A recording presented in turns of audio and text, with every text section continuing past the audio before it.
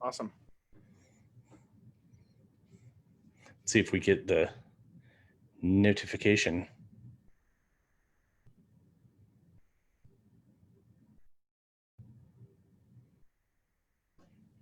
See anything on your end? Yeah. Oh, hey, here we go. That's yep. I'm looking right at it. Nice. Looking at yourself in the past. Cool. Yep. So, hi everyone. While I stumble around with my phone to try to share this post. Wait, no, I think I can share it from here.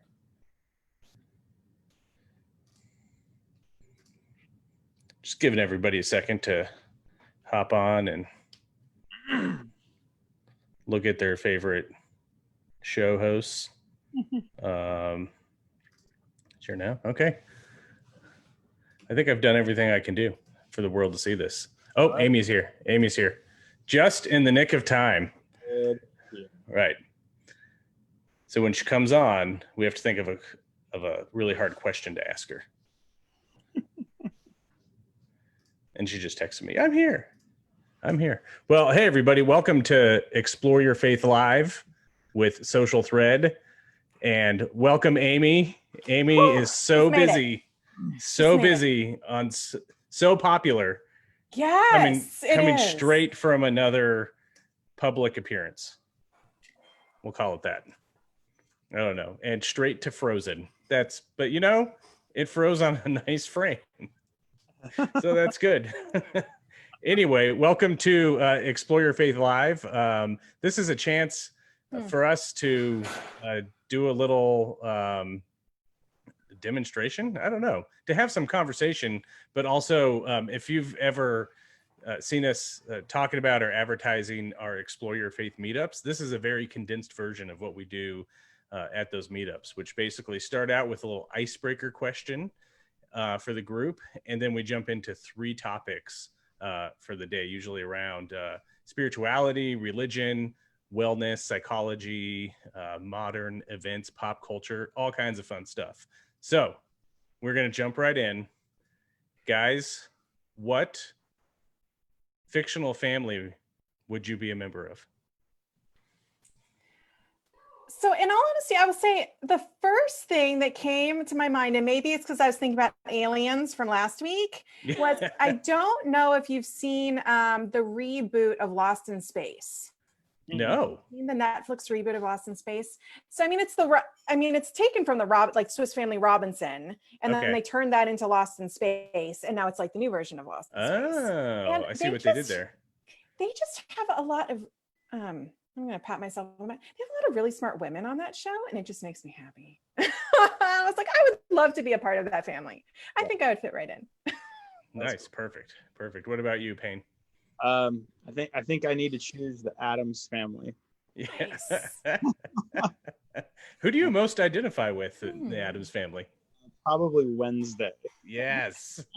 That's so scary. I have to admit, that's so scary. My favorite line from that movie is, there's the show, then the cartoon, and a couple movies. Mm-hmm. But anyway, the reboot they did in the 90s, the movie where the Girl Scouts come to the door and she answers the door. And they say, would you like to buy Girl Scout cookies? And she says, are they made of real Girl Scouts? So good. We just watched that yesterday. Really? So right. Yeah, right on topic. My daughter creepy. found it. Yeah. That's really creepy. All right. How about you? How about Rob? me? Yeah. I don't know if I should admit this to a live audience, but the family from Succession. If you've ever seen that, it's an HBO show. It is not for the kids and not for the faint of heart. Yeah, it's sort of based off like Rupert Murdoch's family. It's like a composite of a bunch of different things. It's a very dark comedy, but I laugh really hard, and you're shocked with something every episode. But the family is just like so crazy and so dysfunctional and so over the top that it would just be fascinating to. You don't want to catch the short end of the stick with that family. That's the only thing. Yeah, because they're so backstabbing. But yeah. Anyway, Yeah, so that's good. Well, now that we covered that, now that we're warmed up, we're ready to go, we're going to jump into our first of our 3 topics. This one's called Advice to Your Past Self. An article from TED Ideas asked 25 speakers what advice they'd wish they'd received after graduating college. Responses include, it's okay to quit your first job, never stop learning, be less afraid of getting older, and more. So, what advice would you give yourself if you could go back in a time machine? What advice would you give to yourself at high school or college graduation? You get 2 choices there. You can pick either one.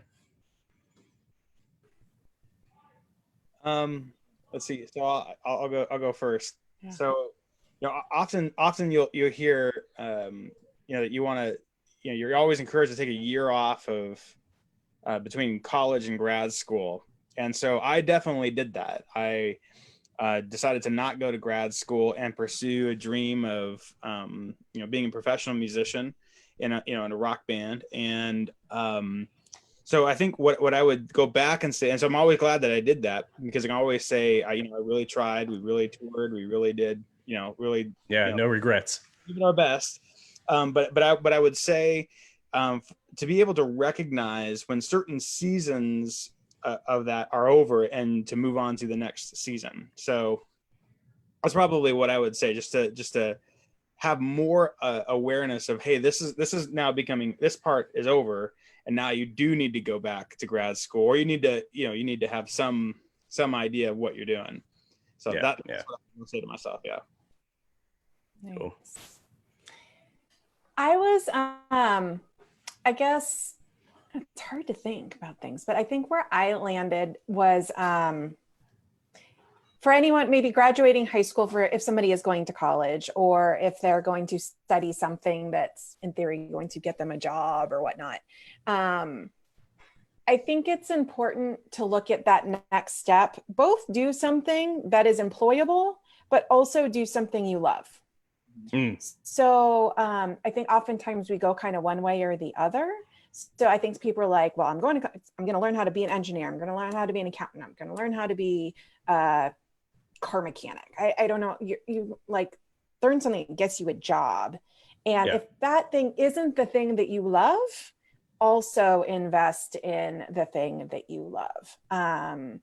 Because there may be a time in your life that being an accountant isn't what you're supposed to do anymore. And it's nice to have a little bit of an idea of the thing that is like more interesting, or that is like closer to your heart to explore. So it sounds like you're speaking from experience there. Maybe. Yeah. Maybe. You were a great accountant, though. You still are. I was a wonderful accountant. Yeah. You could account with the best of them. Yeah. So I think for me, it would be, maybe I'll cheat. It's 2 things, kind of along the lines of Robert. I didn't go on the adventure. Like, I wish I just, maybe it wasn't even planned or something. And I remember talking about it with friends. Like, there were a few options. There was the backpacking through Europe option. There was going to maybe be like, Peace Corps, or be like a missionary in like a different country for a couple of years and have that kind of experience. But then there was also the going to drive around with my buddies. We're going to hit all of the major league ballparks. We're just going to get an RV and we're just going to go. Nice. So yeah. And then the other one is, I would tell myself, like, to have a different mindset about life. We were just talking about TV shows and movies and fictional families.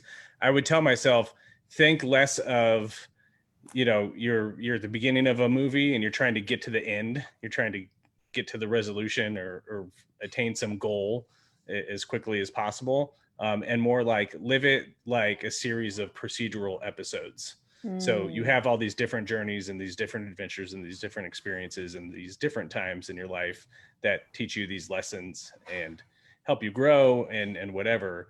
So all along the way, you build up all these amazing television seasons, I guess, versus it's one big long movie. Yeah. So I think that's what I would do. Nice. Cool. There's another question here. This is a good one. What advice did you get around that time that you graduated that wasn't great? What was just terrible advice? Go into accounting? Was that? I'm sensing a theme here. But maybe that ties back to one of the things you said at the beginning was you can quit your first job. It's okay. Right. So it all kind of ties in together that that I guess what I would say, and maybe this wasn't exactly when I graduated, but to the point of good advice and bad advice, you can talk to 10 different people. They can all have your absolute best interest at heart, and you can get 10 different suggestions and directions. And it's because their advice is colored from their own life and experience and what has worked and hasn't worked for them, which may and may not work for you. Yeah. So I guess my most of the bad advice I've gotten isn't necessarily bad. It just was not from a person who is aligned with my priority, who I actually am. They thought they were, and they had total best interest at heart. And they're like, you should go do this. And I was like, that sounds terrible. But it was what they wanted to do.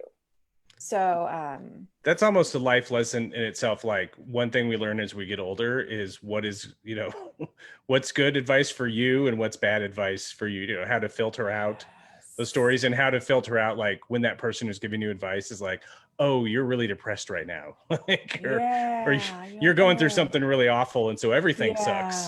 So therefore, you're telling me, don't take a risk. Don't do this. Don't do anything. You're gonna be miserable. Yeah. Yeah. Their advice is more about them than it actually is about you. Yeah. And I've been that terrible advice giver, absolutely. by the way. Yeah. So, Robert, did you get any actual bad advice? I don't think so. I can't remember. I can't remember back that far too. So that's the other problem. There's that. That's another bad advice. But no, I can't think of anything. Other than people were wondering, why are you not continuing, grad school? That people were discouraging of taking a year off for sure. Well, I think more just like questioning, like, are you sure? I've always heard people in bands don't make any money. I was like, nah, church, no, we're gonna do it. We're gonna be the first ones to do it. It's gonna be awesome. Yeah, we're gonna be legends. Right. All right, you guys want to move on? Let's move on. Sure. Okay, so did you answer that one, Rob? I don't know. I think I tried to deflect with I noticed that. Yeah. You know what advice I wish I got was, so I don't know that I ever got bad advice around money, but I just feel like I didn't get any advice around money. Like, I figured that out on my own and in not a great way. So, I feel like got it figured out pretty good now. Like, I'm a responsible adult with savings and retirement funds and all that, whatever. Yep. But back in my 20s, it was like, I don't know what I'd do without the internet and YouTube videos. They didn't have YouTube videos when you were figuring that out. I know. You had to trust like adults they were like YouTube videos. Yes. Like, oh, hello, adult. Press play. Do you have good advice for me? Yeah. So that's what I wish. I wish I had got better actual personal finance advice. So that's a good one. Yeah. All right. Did I answer it sufficiently? Yes. All right. This one's called Religious Relevance. In an interview with the New Yorker, Richard Rohr, we've got a lot of Richard Rohr fans out there. Yeah. Big fans. Yeah. He's a popular dude. Anyway, he discusses why fewer people are going to church. People aren't simply skeptical anymore or even openly hostile to church. They just don't see a relevance. Rohr doesn't believe that most nuns, and those are not nuns with habits and stuff, but they are nuns are people, N-O-N-E-S, people who consider themselves religious or spiritual, but don't go to a religious institution like a church. he doesn't believe that most of them are secular, as many assume, but he just thinks that they are questioning traditional labels, but hoping to find a spiritual message that speaks to them. So, what traditional labels about religion do you guys question? I feel like I want to say all of them. Yeah, I think that was gonna come from you as an answer. Yeah. Yes. We're a predictable group. Yeah, a little bit. Yeah. Which one have you been questioning lately? Oh man. I think all three of us question religious traditions pretty often. Mm-hmm. Yeah. I know I've been questioning Sunday mornings. Mm-hmm. Right? Let's get radical. Right. I don't have to. My wife is the pastor of my church, so I can say whatever I want. But having been online now since end of March, and finding different ways to connect in community and worship and all those other things, and not having the stress of Sunday mornings has been incredible. So it's just like, wait, why were we doing that? Mm-hmm. Who is that for? 6 p.m. on Wednesdays is the new Sundays at 9. Yeah. Or Thursday at 7 or Tuesday at 7 or wherever we decide to gather. Love it. Yeah. I think for me, I've, kind of back in the day, I would question the label Christian, Mm-hmm. all of its baggage. So, several years ago, it was kind of hip and cool to not call yourself a Christian and to say, oh, I'm a follower of Jesus. Ooh. I'm not. Watch out. Call me that. No. Call me a follower of Christ. And the more that I have, and it's probably just because of where I am in my journey, I guess. Mm-hmm. I have since embraced the label Christian and all of its baggage. Nice. Everything that it represents, the progressive Christian, the conservative Christian, even the people who call themselves a Christian, and you watch it online, you go, I'm not sure what Bible you're reading. Yeah. But that's not what mine says at all. So, so I have embraced that label, probably more so than I ever have. And if I give like a real answer, other than everything, not that yours was a wonderful answer. Yes.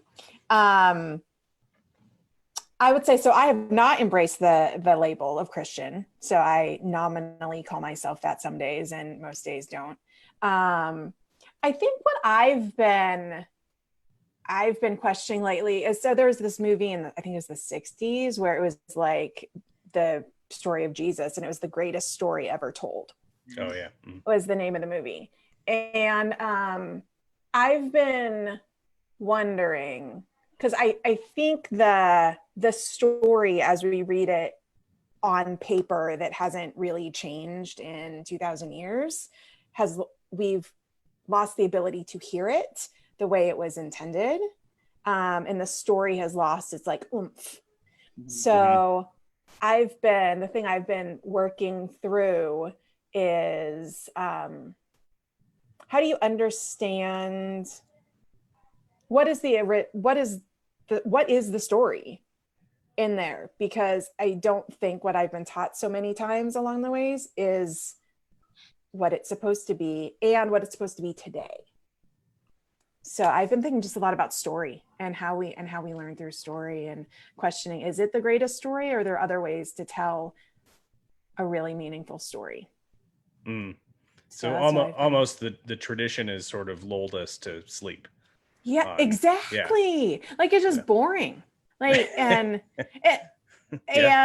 we forget that, like, if it's somebody's like, okay, the Jesus thing's interesting, then it's like, back then people were like, this is something I'm gonna like dive into like feet first, and it's gonna change it's like really exciting to get people to like really transform lives, and it's not doing that as much right now in good, in positive ways. So like, what are we missing? Yeah, that's my questioning of the day. Cool. This is good. Good questions. Oh, okay. So let's flip it around. What spiritual messages speak to you? What do you need more of? What's cutting through the noise for you? I know for me, it's trying to find no noise. I have a tendency, like I said before, I want to plow through to the end. Just give me the ending. Like, I don't want to experience the story. So let's go from here to here, and at 120 miles an hour. And the message I've been telling myself lately is just breathe and just let it be. And once I'm able to let go and slow down and let we call it God's spirit or whatever, that presence just sort of sink in and let it speak to you, versus like demanding an answer from it. Like, tell me the solution. I just find life is better, but I also find the answer I'm looking for eventually. And it's just not on my timeline. It's on, the timeline it's supposed to be on. Yeah. How about you, Robert? Yeah, it's I think what's speaking to me probably more than anything is doing a practice of journaling. And I never ever have journaled in my whole life. Never. Wow. And sometimes you kind of keep a log, but I'm a list guy. Yeah, same. I have thousands of lists for everything. But what I don't do is I don't or I have not in the past sat and wrote down my feelings or wrote down, hey, this is what's going on and this is what I'm struggling with, or this is what I'm real excited about. And so that practice has been unbelievable for me, especially during this time. So something I kind of picked up about 4 weeks or so ago. Yeah. Nice. Also, I'll call it my new habit. I downloaded the Calm app, and maybe in relation to kind of Rob's thing about silence, I've really been trying to think about how to preserve empty space within myself. Like, I feel like I'm constantly filling myself up, and whether it's reading or watching movies or binging Netflix or eating or whatever it is, just like constantly filling. And so trying to hold space, because it's really hard to be creative if there's no space for like processing and in emptiness. Like, you need the blank canvas before you can paint something. So I've been really enjoying pursuing, like, I'll say the meditation thing, which I really, really am enjoying, but then also just in general, not turning the radio on, not turning the TV on, just trying to go for a walk without headphones, like do the things to create empty space in my life, so that whatever it is, wherever the inspiration comes from, whether it comes within me or comes from without, but there is a space for it to be. Yeah, man, I noticed none of us said church bureaucracy or rigid doctrine or any of those things are speaking to us right now or ever.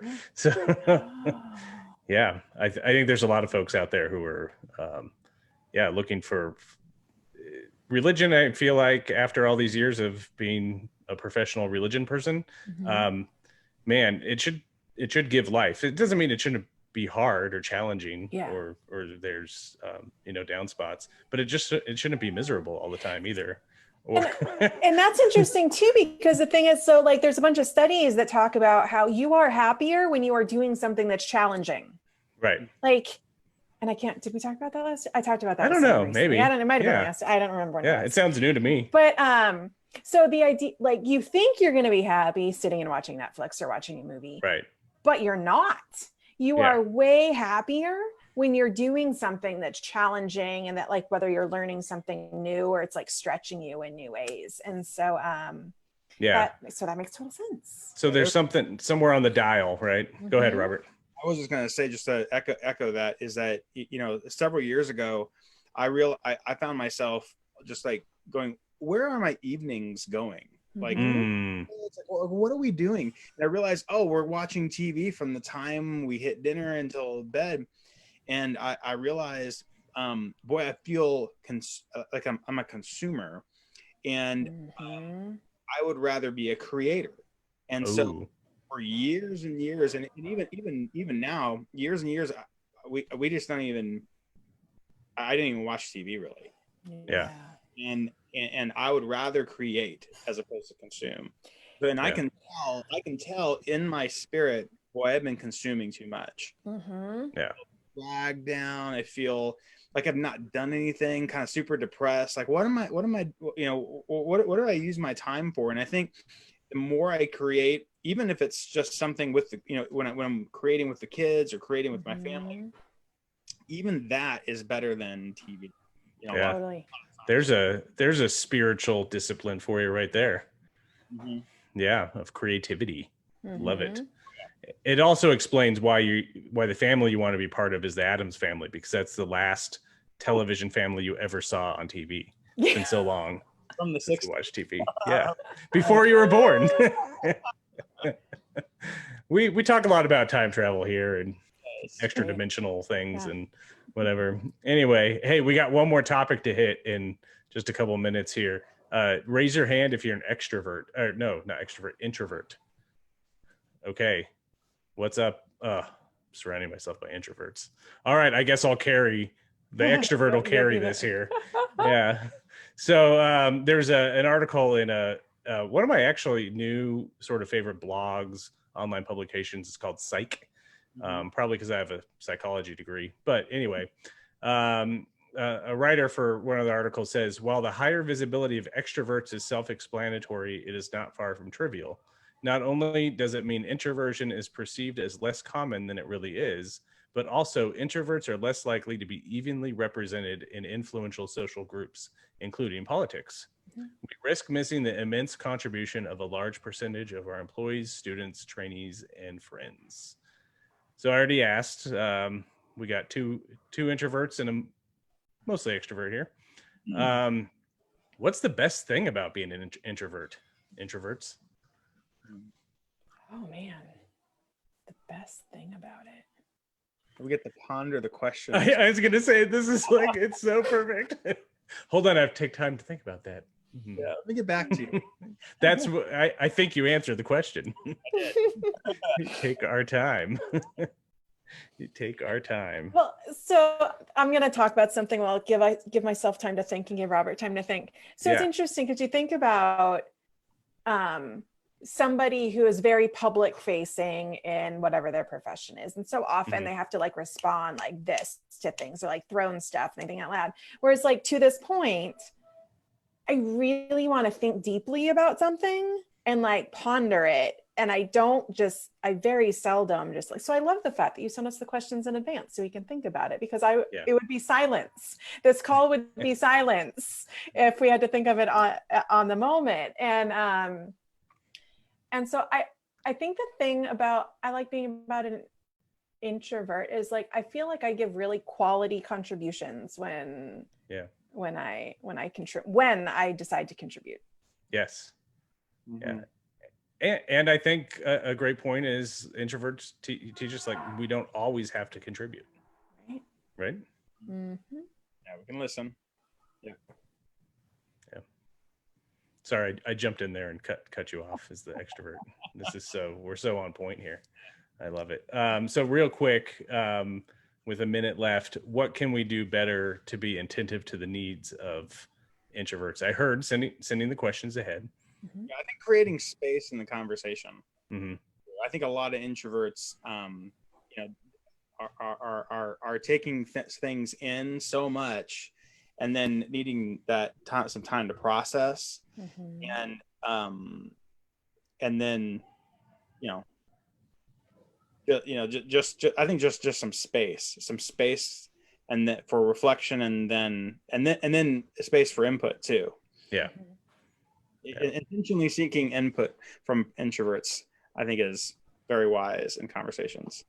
Ooh, I like that. Yeah. So if you're in a group of people and if you're leading that meeting, you kind of stop and notice like, oh, so-and-so hasn't contributed. Maybe not because they don't have anything to say, maybe because we need to extend that invitation to them or invite that feedback, maybe even after the meeting. Yeah. Yeah. Love it. All right. We did it. Week 2. All right. Another one down. This was fun, as always. And Robert, I think you got our closing down like a pro. So I'll let you take us home.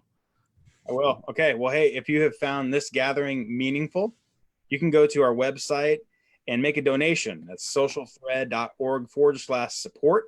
And if you're interested, you can also sign up for a newsletter, check out the podcast, and get all of the information about what's happening that way. And then feel free to invite if you give us your information. If you come to a meeting and give us your information. Give us your information. If you come to a meeting, you're going to get this cool sticker. Yep. And then if you come to a meeting and invite a friend, you're going to get this amazing t-shirt right. Yeah. I clearly have not invited a friend yet, so I need to invite a friend. You do. I do. You do. We're not a part of the club. No. Sorry. Yep. So, hey, we look forward to seeing you next week. Wow.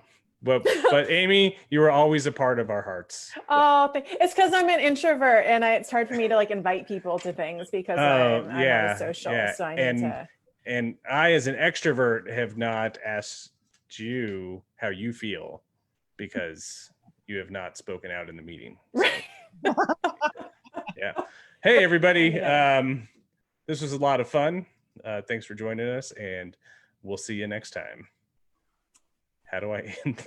See y'all. There we go.